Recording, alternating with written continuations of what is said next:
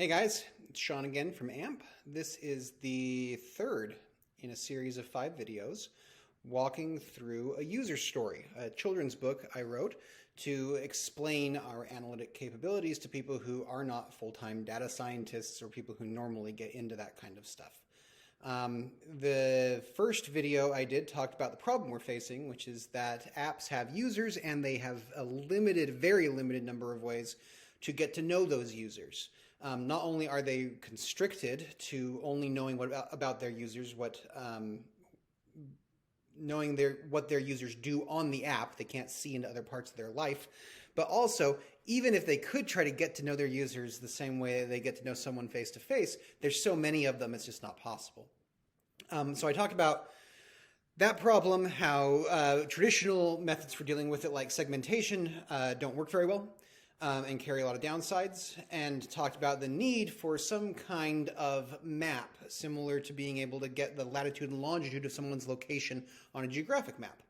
The second video I talked about the user landscape, which is that map, where we take all kinds of data, anything that you can measure on your app that a user can do, and we transform that into a number of informative dimensions of behavior. These are a lot more than just latitude and longitude. You can have 5, 7, 15, 53.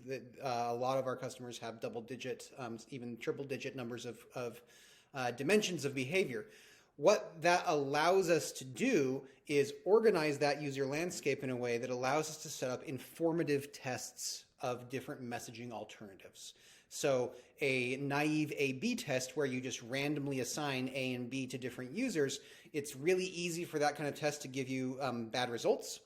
But using our user landscape, we can ensure that we assign similar messages to different users and different messages to similar users, which allows us to make sure that our results aren't lying to us.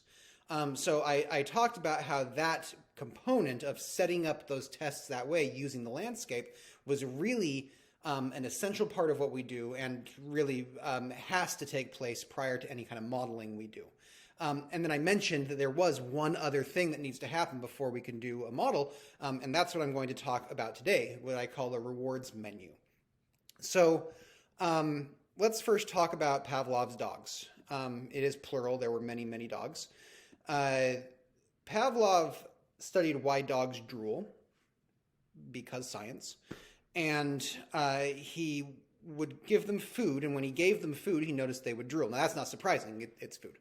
But he noticed that over time, they would even start to drool when they just heard the assistant's footsteps, the guy who was bringing the food.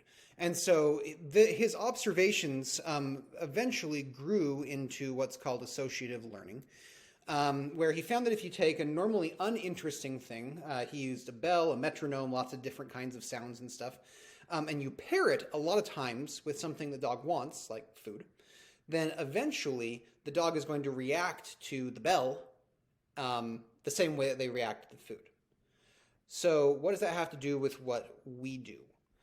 Our message tests, whether it's different days of the week or different calls to action, anything we can vary, those are all bells. So if we send a user a message once a day, that's a bell. If we send it 2 times a day, that's a different bell. 3 times a day, different bell. Once every 3 days, another bell. There's all these different kinds of things that we can change. Any way that we can change our communication with users, that's a bell. Now, don't read too much into this analogy. It gets easy to go down the rabbit hole of, well, then what are the dogs, and what's the assistant, and who's Pavlov? And that's beside the point. The main point here is that we're talking about associative learning. You have a stimulus, which is a bell in the case of the dogs, or a message in the case of apps, and then you have a reward, something that happens that tells you that was a good thing. And if you compare those two things, then you can start reliably predicting what the response will be. And that's really what we're going for, is we want to be able to know how users are going to respond to different approaches we might take to communicating with them. So every time a user does something we want them to do, they reward us. Now, these rewards come in lots of different shapes and sizes. There could, on any given app, on most apps, there's actually a large number of things that users do that you want them to do. I find it more useful to think of this as a menu of rewards. There are lots of options the user could choose from in responding to the push notification that you send them. Our job, though, is always the same. It's to figure out what we can do to get more rewards. So to do that, we can assign menu items different, what you could think of as prices. So if you think about the least useful thing, least valuable thing a user could possibly do on your app that is still in some way valuable to you. Say just going to the app. Maybe that's the minimum thing they could do is they open up the app, they close the app. That's it. That does very little for you. That provides very little value, but it does still tell you that they know who you are, they're in contact, that you could reach out to them. It gives you some information. So maybe that is worth just 1 point. That's like lowest you can go. Then you can think of all of the other things they could do and how much value do those things have in relation to that really minimum value thing. So if visiting the app is 1 point, maybe sharing something on social media is 5 points. Maybe it's 10 points. I mean, that depends on how much you value that thing.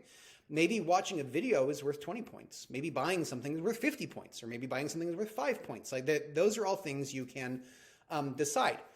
You can also incorporate reward multipliers. So if it's something that has its own inherent measure, such as watching a video, there's the amount of the video they watch, the duration. If they bought something, it's the amount they spent on it. So you may use that information to modify the number of points. So watching a video for 10 minutes may be just worth 5 points.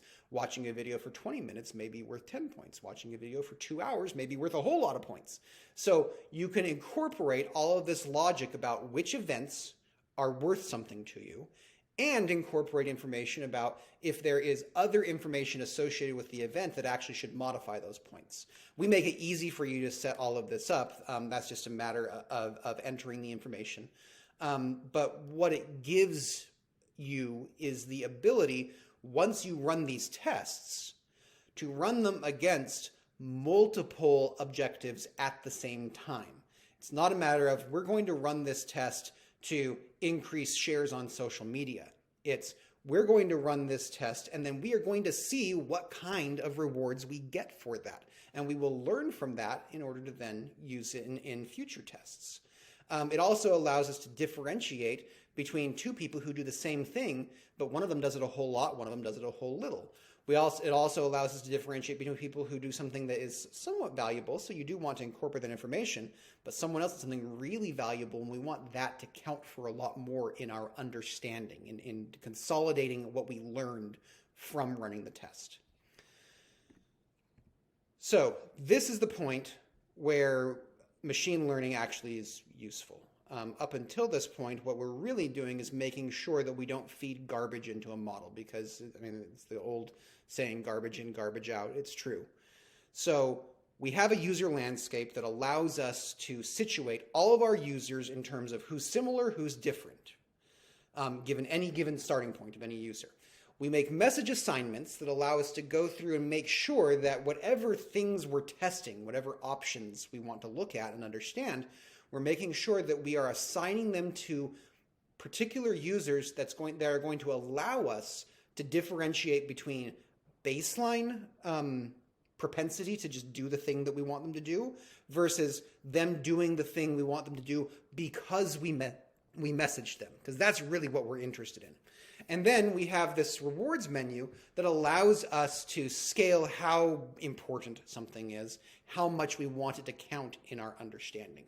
Now, when we have all of those things, we can feed it into a model, and the model's results are actually going to mean something. They're going to be usable rather than us going, oh, but wait a minute, was this actually going on? We didn't realize it. There's a lot of ways that model could actually lie to us if we didn't do this groundwork first, and that's why we've discussed it first. So that's it for this video. We've talked about the problem, the user landscape, and now the rewards menu. Next up, we are going to talk about the what-if model. This is our model that allows us to imagine many different scenarios of combinations of position and user landscape and different tests that we run in order to create scores for users that allow us to understand how to act around them, how to talk to them.